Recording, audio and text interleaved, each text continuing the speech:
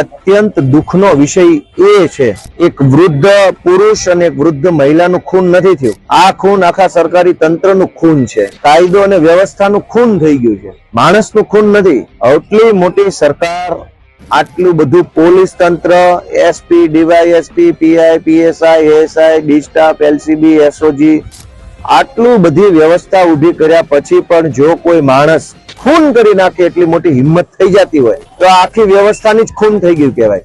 આખા પોલીસ તંત્રની હત્યા ગણાય. તો કોઈ માણસ ગુજરાતમાં એવી હિંમત કેવી રીતે કરી શકે કે બીજા માણસનું અડધી રાત્રે આવીને ખૂન કરી નાખે માત્ર ચોરી કરવા હતું?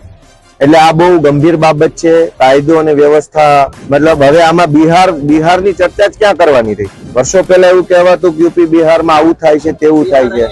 હવે આપણને બિહાર અહીંયા ઘર આંગણે બતાવતા હોય એવું લાગે છે. આ તો ખોટી વસ્તુ છે.